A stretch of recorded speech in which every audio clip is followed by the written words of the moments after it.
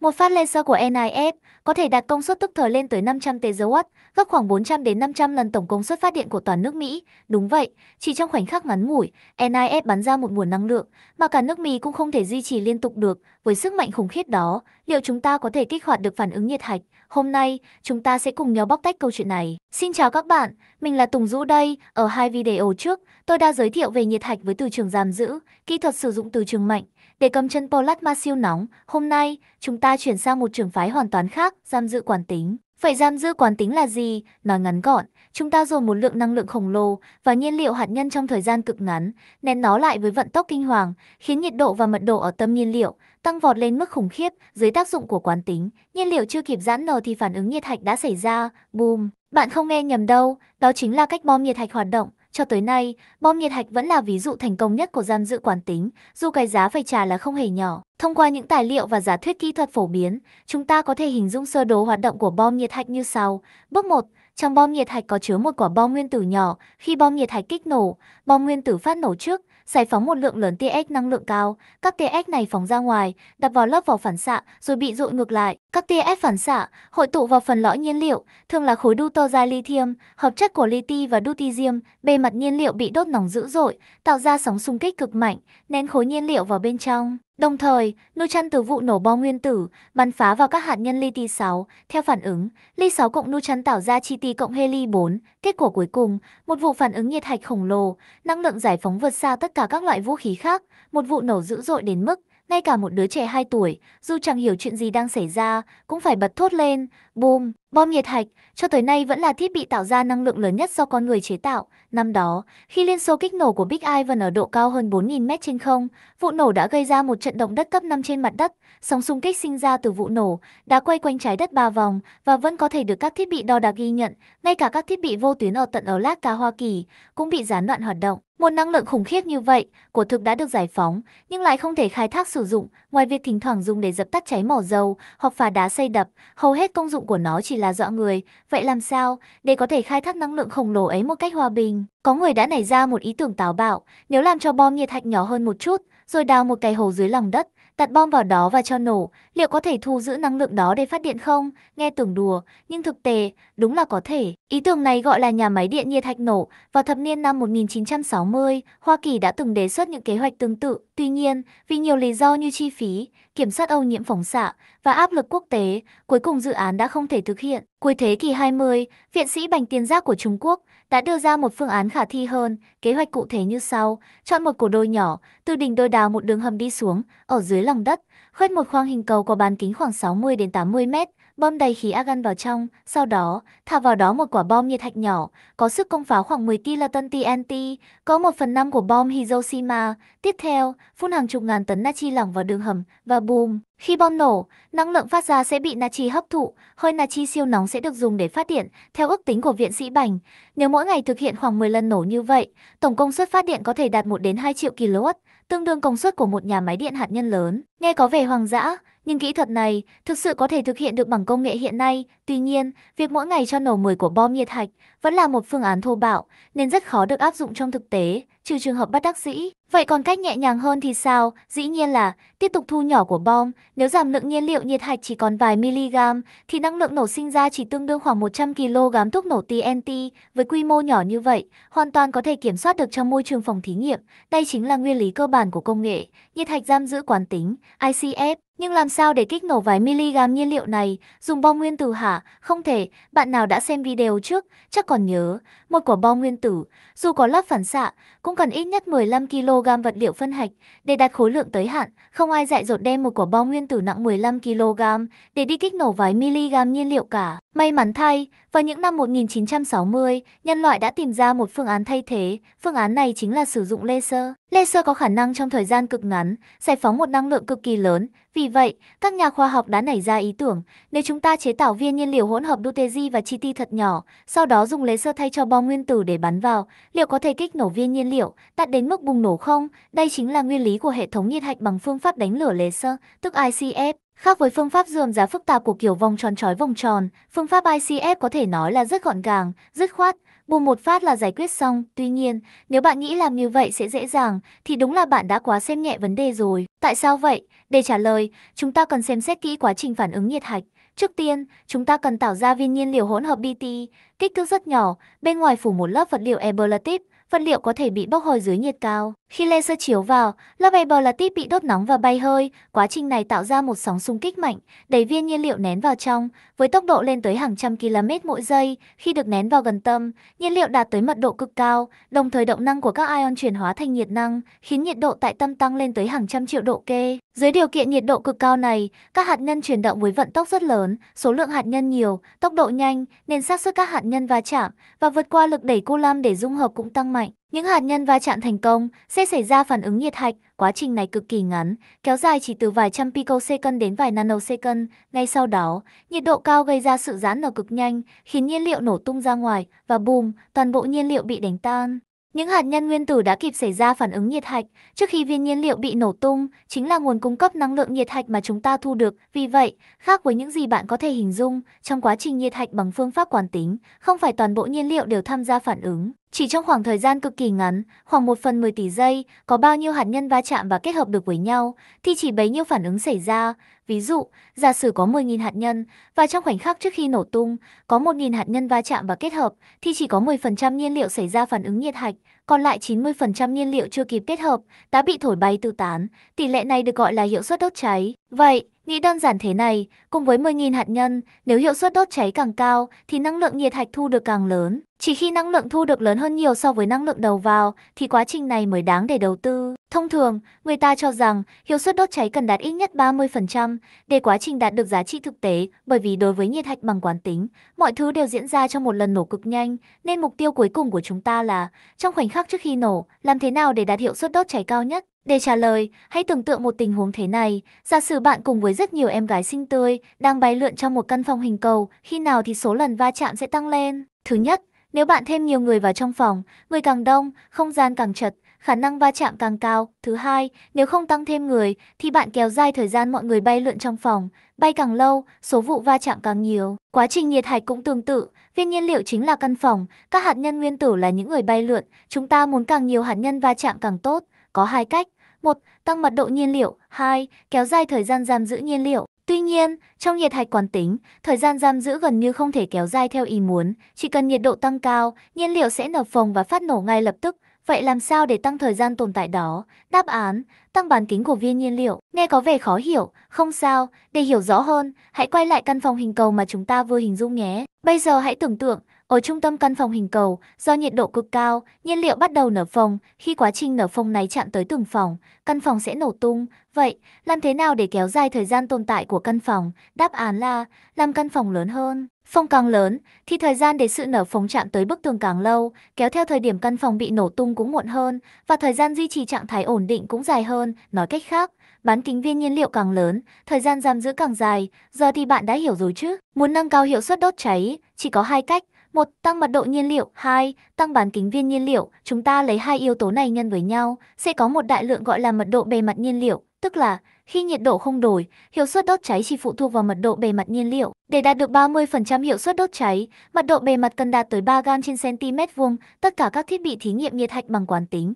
đều đang tìm mọi cách để đẩy mật độ bề mặt lên tới con số này. Vậy, làm thế nào để đạt được 3 gam trên cm vuông? Dĩ nhiên, tăng mật độ và tăng bán kính. Nghe thì dễ, nhưng thực tế thì sao? Tăng mật độ, nghe đã thấy khó, thôi thì thử tăng bán kính trước xem sao. Nhưng rất nhanh bạn sẽ phát hiện ra, không khả thi, vì thể tích hình cầu và bán kính có mối quan hệ lũy thừa bậc 3, nếu bán kính tăng gấp đôi, thể tích sẽ tăng gấp 8 lần, thể tích lớn hơn kéo theo khối lượng nhiên liệu cũng phải tăng gấp 8 lần. Cuối cùng, sau khi tính toán, bạn sẽ phát hiện ra, nếu không nén mật độ nhiên liệu, để đạt mật độ bề mặt 3 gam trên cm vuông, bạn sẽ cần tới 2,24 kg nhiên liệu. Đây là khái niệm gì? Ngay cả khi chỉ 30% nhiên liệu này xảy ra phản ứng nhiệt hạch, thì năng lượng giải phóng tương đương với 54.000 tấn thuốc nổ TNT. Trời đất, chẳng phải là bạn vừa chế tạo ra một quả bom nhiệt hạch rồi còn gì? Phải biết rằng, quả bom nguyên tử ném xuống Hiroshima năm đó cũng chỉ có sức công phá tương đương 15.000 tấn TNT mà thôi, với lượng năng lượng như trên, nó hoàn toàn có thể xóa sổ cả nhà máy điện, cùng khu vực xung quanh, không còn một mảnh vụn. Vì vậy, muốn đạt được mật độ bề mặt lý tưởng, chỉ còn cách tăng mật độ nhiên liệu, không thể trông chờ vào việc đơn thuần tăng bán kính. Nếu chúng ta có thể tìm cách nén nhiên liệu tới mật độ 149 gram trên cm khối, khoảng gấp hơn 600 lần mật độ của băng lutetium tritium, thì chỉ cần 5,1 mg nhiên liệu là đủ để đạt tới mật độ bề mặt cần thiết. Nếu 30% lượng nhiên liệu này xảy ra phản ứng nhiệt hạch, năng lượng giải phóng sẽ đạt tới 500 MJ, tương đương với 120 kg TNT. Trong môi trường phòng thí nghiệm, lượng năng lượng này hoàn toàn có thể được hấp thụ và dùng để phát điện tốt, vậy cứ theo kế hoạch đó mà làm. Bây giờ, hãy tính xem, muốn nén 5,1 mg nhiên liệu tới mật độ yêu cầu và làm nóng nó lên tới hơn 50 triệu độ, cần tiêu tốn bao nhiêu năng lượng? Theo tính toán, cần khoảng hơn 3 MJ năng lượng đầu vào, dùng hơn 3 MJ để thu về 500 MJ đầu ra. Món làm ăn này đúng là lời to, kiếm lời điên đảo luôn, nhưng mà bạn vui mừng quá sớm rồi. Bởi vì năng lượng của laser không hề hoàn toàn được nhiên liệu hấp thụ. Khi chúng ta dùng laser bắn vào viên nhiên liệu, chỉ có một phần rất nhỏ năng lượng thực sự đánh trúng viên nhiên liệu mà thôi. Nó giống như trong anime, bạn tung ra một chiêu cực đại, trời đất rung chuyển, nhưng thực tế, thứ thực sự trúng đối thủ chỉ là một tí xíu. Tỷ lệ giữa năng lượng mà viên nhiên liệu hấp thụ và năng lượng mà chúng ta phát ra, gọi là hệ số ghét năng lượng của hệ thống truyền động. Hiện tại, con số này đạt được bao nhiêu? Nói ra bạn sẽ giật mình đấy. Theo số liệu công khai của Mỹ vào năm 2014, họ đã đạt được hệ số ghét năng lượng là 1%. Nói cách khác, để có được 3 MJ năng lượng nhập vào nhiên liệu, bạn cần tới 300 MJ năng lượng laser. Khoan hãy tính xem, món làm ăn này có lời hay không? Vấn đề còn nghiêm trọng hơn, một hệ thống laser mạnh đến vậy, chiến lực mới chỉ đạt cấp 5, mà người trái đất thì căn bản chưa đủ sức chế tạo nổi, thế phải làm sao?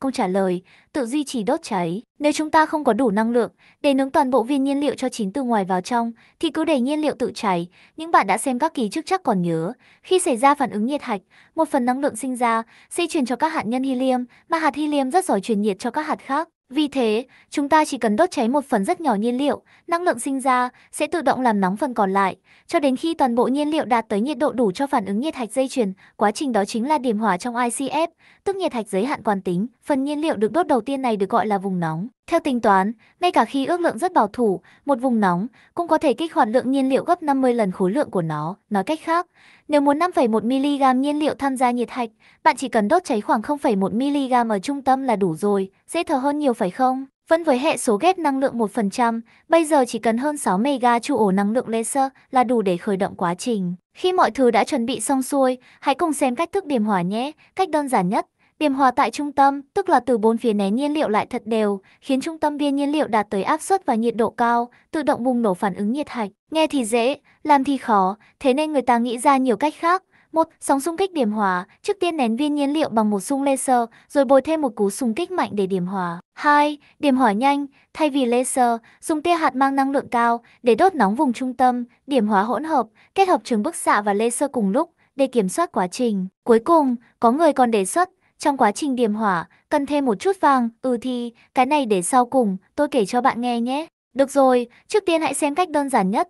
Đánh lửa tại trung tâm nhé, nó cũng có hai phương pháp, cách dễ nghĩ ra nhất, đó là dùng rất nhiều chùm laser bắn thẳng vào, phương pháp này gọi là đánh lửa trực tiếp. Trong khoảng thời gian chỉ vài phần tỷ giây, nếu chúng ta có thể khiến tất cả các chùm laser đồng thời và đồng đều chiếu vào viên nhiên liệu, năng lượng từ laser sẽ làm lớp vật liệu bốc cháy tan chảy, tạo ra sóng xung kích, nén viên nhiên liệu từ mọi hướng, làm cho tâm viên nhiên liệu đạt tới điều kiện nhiệt độ và áp suất cực cao để xảy ra phản ứng nhiệt hạch. Khi đó, vùng nóng sẽ được tạo ra, vùng nóng này sẽ lan ra ngoài, đốt cháy lớp băng lutetium tritium xung quanh, và rồi bùm, một lần phản ứng nhiệt hạch hoàn hảo kết thúc đẹp đẽ. Nhưng, đó chỉ là nếu, vì viên nhiên liệu quá nhỏ, tốc độ ánh sáng quá nhanh, bước sóng của ánh sáng lại khó mà hoàn toàn đồng bộ, nên việc làm cho tất cả các chùm laser chiếu đồng đều và nén đều viên nhiên liệu cực kỳ khó. Với năng lực hiện tại của loài người, nói thẳng ra là không làm nổi. Thế phải làm sao? Chúng ta lại phải học hỏi từ bom nhiệt hạch thôi. Chắc bạn còn nhớ cách bom phát nổ rồi chứ? Chính là tia X do bom nguyên tử tạo ra, phản xạ lại để kích nổ. Vậy thì chúng ta cũng có thể dùng tia X đúng không?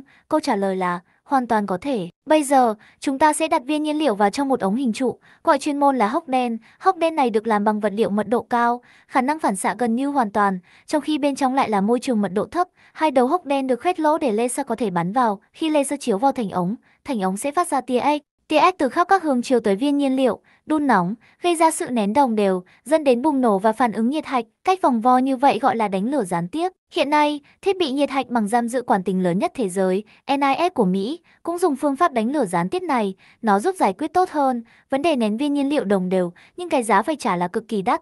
Vì kiểu bắn xuyên núi này khiến công suất tổn hao cực lớn, độ ghét năng lượng vì thế thảm hại. Con số 1% mà tôi đã nhắc trước đó chính là từ đây mà ra. Laser từ hai bên bắn vào hốc đen, nếu lỗ khuyết quá lớn, tia S sẽ thoát ra ngoài gây tổn hao, nếu lỗ khuyết quá nhỏ, laser khó vào được hoặc bị phản xạ ngược. Thêm vào đó, trong quá trình laser tiến vào, sẽ còn nhiều lần tán xạ và phản xạ, khiến lượng năng lượng thật sự chuyển hóa thành tia S cực kỳ ít ỏi, mà tia S thì cũng không phải toàn bộ đều dọi lên viên nhiên liệu đâu. Cho nên, sau tất cả những pha xử lý thân sầu mà độ ghét năng lượng đạt được 1% thì đã phải thắp nhang cầu khấn rồi. Thôi, giờ ta hãy xem thử thành tích thực tế của NIS thế nào nhé. Nó chiếm diện tích lớn bằng 3 sân bóng đá, tổng cộng có 192 đường laser, mỗi lần bắn, công suất đỉnh có thể đạt tới 500 TW. 500 TW là khái niệm gì? Đó là gấp khoảng 500 lần tổng công suất của toàn bộ các nhà máy điện ở Mỹ.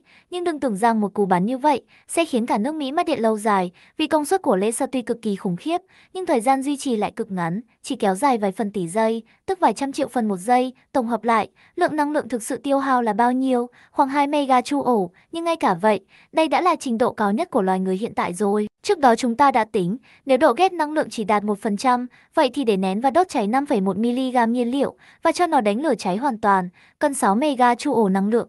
Vậy nên, với chỉ 2 MJ, rõ ràng là không đủ. Điều duy nhất họ có thể làm là liên tục nâng cao độ ghét năng lượng, liên tục cải thiện tỷ lệ nén. Từ năm 2011 đến nay, thông qua nhiều lần cải tiến, NIS đã đạt được những bước tiến lớn. Đến ngày 8 tháng 8 năm 2021, họ tuyên bố đã đạt tới 1,3 MJ năng lượng đầu ra, gần như chạm ngưỡng đánh lửa. Thế còn Trung Quốc thì sao? Họ cũng không ngồi yên đâu. Ngay từ những năm 1960, chỉ 2 năm sau khi Mỹ đề xuất ý tưởng dùng laser để kích hoạt nhiệt hạch, viện sĩ Vương Cán Xương của Trung Quốc cũng đã độc lập đưa ra khái niệm nhiệt hạch bằng laser.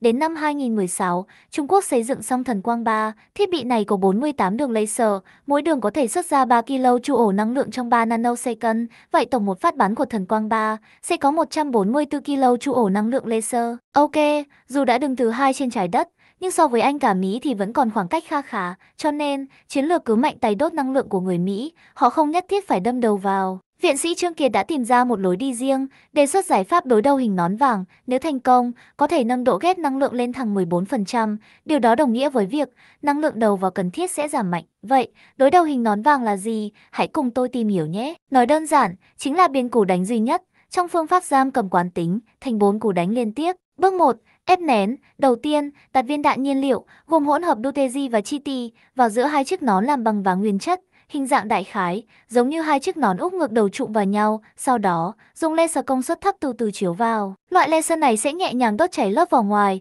tạo ra một sóng xung kích tương đối êm ái, từ đó ép nhiên liệu dồn về phía đỉnh nón. Vì đỉnh nón càng ngày càng nhỏ, nên nhiên liệu cũng được nén cực kỳ hiệu quả. Bước 2. Gia tốc. Tiếp theo, bắn hai chùm laser năng lượng cao hơn. Hai chùm này tạo ra làn sóng xung kích thứ hai. Khi sóng xung kích thứ hai đến gần đỉnh nón, vừa hay gặp sóng xung kích đầu tiên, dưới tác dụng đồng thời của hai đợt sóng xung kích, nhiên liệu bị bắn ra khỏi đỉnh nón, thông qua lỗ nhỏ với vận tốc khoảng 250 km/giây. Đồng thời, mật độ nhiên liệu đạt tới 55 g/cm khối. Bước 3. Va chạm và tiền gia nhiệt. Đừng quên, chúng ta có hai đầu nón vàng đối đầu nhau. Vì vậy, ngay khi nhiên liệu bắn ra khỏi một đầu, nó lập tức va chạm với nhiên liệu từ đầu đối diện.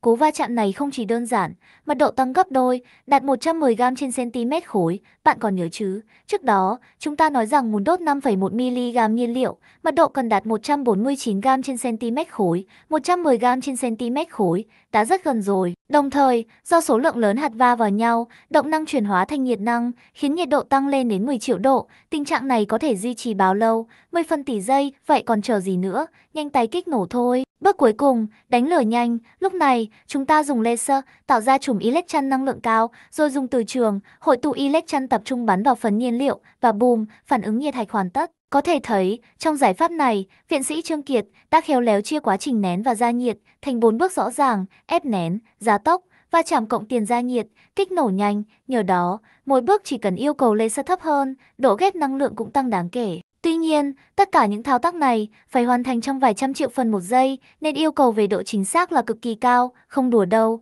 mỗi sai số nhỏ bằng sợi tóc cũng đủ phá hỏng tất cả. Tin vui là họ đã tiến hành rất nhiều mô phỏng và thử nghiệm sơ bộ, kết quả bước đầu rất khả quan. Hiện tại, phương án này đang được thử nghiệm trên bản nâng cấp của Thần Quang 2. Nếu mọi việc suôn sẻ, trong vài năm tới, chúng ta có thể được chứng kiến thời khắc Trung Quốc tuyên bố đánh lừa thành công. Tuy nhiên, như đã nói từ trước, trong giam cầm quán tính, mặc dù viên nhiên liệu đã đạt được mức tăng năng lượng gấp vài chục lần, nhưng vì tỷ lệ ghép năng lượng quá thấp đến đáng thương, nên cần tiêu tốn năng lượng của bộ kích cung cấp vài chục lần, hai bên bù trừ cho nhau, vừa đủ hòa vốn. Vì thế, điểm đánh lửa trong giam cầm quán tính thực chất chỉ mới đạt được mức đầu vào bằng đầu ra, tức là năng lượng đưa vào bộ kích bằng năng lượng thu được từ phản ứng nhiệt hạch. Hơn nữa, bản thân laser cũng là thiết bị có hiệu suất chuyển hóa năng lượng cực thấp. Hiện tại, chỉ khoảng 1% điện năng có thể được chuyển nối thành năng lượng laser. Nói cách khác, để tạo ra một đơn vị năng lượng laser phải tiêu tốn đến 100 đơn vị điện năng. Vì vậy, nếu muốn thực sự nâng cao tỷ lệ đầu ra trên đầu vào, bắt buộc phải liên tục cải thiện trên nhiều mặt cùng lúc. Mật độ diện tích của nhiên liệu, mức độ nén, hiệu suất ghép năng lượng và công nghệ laser. Thêm một vấn đề nghiêm trọng nữa, vì mỗi lần bắn laser cần một quá trình tích lũy năng lượng kéo dài, nên hiện tại, mỗi lần khai hỏa xong, phải chờ đến nửa ngày mới có thể bắn tiếp phát thứ hai. Trong khi đó, nếu muốn thương mại hóa thành nhà máy điện nhiệt hạch, thì yêu cầu đặt ra là mỗi giây phải bắn được 10 lần, vâng, 10 phát một giây, chứ không phải 10 phát một ngày. Điều này đòi hỏi công nghệ laser phải bước thêm một bước nhảy vọt nữa. Nhưng dù thế nào đi nữa, khả năng điểm hỏa mới là vấn đề bản chất. Một khi cái lò phản ứng đã bén lửa, thì việc tối ưu hóa để nó vận hành hiệu quả chỉ còn là vấn đề thời gian mà thôi. Nếu bạn có một chiếc máy thời gian để quay về thập niên năm 1940, nhìn thấy chiếc máy tính đầu tiên trên thế giới, một khối sắt cao tới vài tầng nhà, muốn điện như quái vật, xử lý phép tính đơn giản cũng mất hàng phút, thì bạn sẽ hiểu rằng sự ra đời của công nghệ, cho dù ban đầu vụng về và thô sơ đến mấy, chỉ cần đã xuất hiện, không một thế lực nào có thể ngăn cản nó lớn mạnh. Và nhờ vào vòng phản hồi tích cực mà tiến bộ công nghệ mang lại, tốc độ trưởng thành của công nghệ nhiệt hạch rất có thể sẽ nhanh hơn bất kỳ ai trong chúng ta tưởng tượng. Vậy là phần 4 đã kết thúc, hẹn gặp lại các bạn trong video tiếp theo. Làm video dài không hề dễ dàng, nên nếu thấy hay, đừng quên like và đăng ký kênh để ủng hộ mình nhé. Sự ủng hộ của các bạn là động lực lớn nhất để mình tiếp tục. Nếu muốn, bạn cũng có thể mời mình một ly cà phê qua QR code trên màn hình, mình rất trân trọng.